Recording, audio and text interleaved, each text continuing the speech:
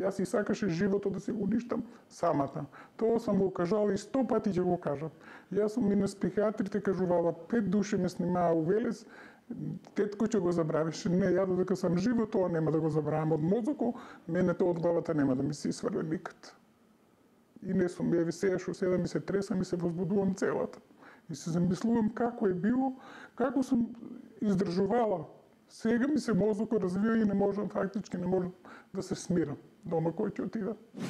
Оваа жена е жртва на својот насилен сопруг. Нејзиниот пекол траел 35 години. Затворена во една соба, во еден двор. Оставена на милост и немилост на сопругот алкохоличар. Немаше живот, ја 35 години, уште од првниот ден почна да ме мотетира. И на секој збор вреđање, брукање, тепање, влечење, тоа неверојатно, неверојатно. А јас се сам му попуштала. Се е било да биде ајде да биде добро, да не срамеме деца, да не зашо за женење, да ишкуваме, да не. Излезот некогаш го гледала во самоубиство. Ја да гираше да се трувам или да се одбесам од тие двете, самата смрт да се створам. Али он утрето ден ми се закани со секира. На предвор, пред вратата ми стави секира и вика сега ќе те уништам, ќе те утепам тебе направо, па после вика кој маш нека дојде, која полиција нека дојде со мене да се расправа. Таа ќе ги носи лузните од тортурата, психички и физички, до крајот на својот живот. На психијатрија, на 5 психијатри доаѓаа да ме питува, вика мора да го сврлиш, не можам. Ја не можам ноќе по цела ноќ да спијам, очом било како било и тоа вика ќе го сврлиш, не можам. Тоа ми у мозокот више мене, у паметот унесено. И по цела ноќ некој пат не можам да заспијам додека не се напијам апчиња. Морам да се напијам апчиња, па да заспијам. Ами и некој пат и апчињата не му успиват. По разводот, таа се има сретнато со насилникот на улица во градот. На почетокот заканите продолжиле, а сега, како странци, се разминуваат. Нејзиното семејство се распаднало поради сопругот. Двете ќерки, кои исто така биле на мета на таткото и сопруг насилник, на почетокот барале од неа да трпи и да молчи. На крајот, тие први го напуштиле домот. Едната заминала за Скопје да учи во средно училиште, а другата се омажила, но потоа се развела. Со деца сум спала, вее врне дува, он се затвори стеране надвор на тараса, а он унатре телевизор пушти и децата ми вее дува, ја на тараса ги чувам од врата отвора, викат на џамо, отвори бе, он се прави не чуе. Затвори стеране надвор, затвори портата у старата куќа и не пушти унатре да улеземе со децата. Па сум ги крила у кочина, па сум крила у друга стара куќа, он дојде, гурне врата, ја со шо не сам подпирала. Гурне и улезе, и деца се тресат.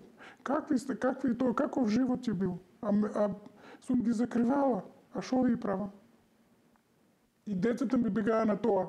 Од него не бегаа, од мене, шо не се пога, шо ме малтетира и децата ми така на се отидоа. Денеска тие речи си да не контактираат со својата мајка, чија што единствена надеж е дека некогаш ќе се појават во трошната соба, да ја прашат како е. Многу ми е тешко да оставиш куќа, 35 години, да дојдеш по станови и децата да не ти донедат. Тешко ми се слушате и тоа ретко. По 3 години минати во шелтер центар, добива соба која ја плаќа Центарот за социјални работи. Но далеку и од пристоен живот и од крајот на проблемите и маките. Се храни во дневната кујна, каде некогаш помага, од каде добива еден топол оброк. Со 1400 денари социјална помош не може да си ги приушти ни најосновните потреби, ниту да ги купи неопходните лекови. По 2000 дарки станово плаќам, струја 1000 дарка ми пуштат од таму. Колку потрошиш, толку ја го плаќам, они ги пуштат после по социјалното. Колку ви е помошта што ви ја дава социјално? 4500 на 3 месеца. 1500 месечно? Да, ама ја 2000 плаќам за киријата. И плюс што ни дават пасе од онова што 1000 дарка, тоа е еднакратна помош. И 1400 од социјалното. Исто. Тоа е за струја, тоа е за ноа. И еве што работам тука што и помагам на дечињата, дојдем понеделник на службеничките и чистам. Ми пуштат преко ноа за да имам и за лекови да ми се најдат за се нешто. Едноставно за хигиена. И за хигиена, за лекови, за се. Не стасува, што да правам? Ще ја да му надувам за да ми стаса. Тоа е тоа. И сите лекови не можам да ги земам. Земам ги насред не, земам ги едните, па после другиот месец, па другите ги земам. Аз сум со шекер, со притисок, со срце, со све сум оболена. Топло ли е дома? Еве ти викам, не уклучувам ретко, кога е неефтина струја од 10 саато вечер и денеска од 2 пола саат уклучам и исклучам, на панелка се греам. Да штедам, да имам, да направам једење. Ово ни го дават једењето со веле и една толку е пола лепче, толку не на едење, толку. И било што е манџичка, нешто. Благодарни сме и на тоа сме благодарни. Не посакува никој да го мине пеколот низ кој таа минала. Ги охрабрува жртвите да соберат храброст и да го направат клучниот чекор, да си заминат и да пријават. Секој си знае проблемите.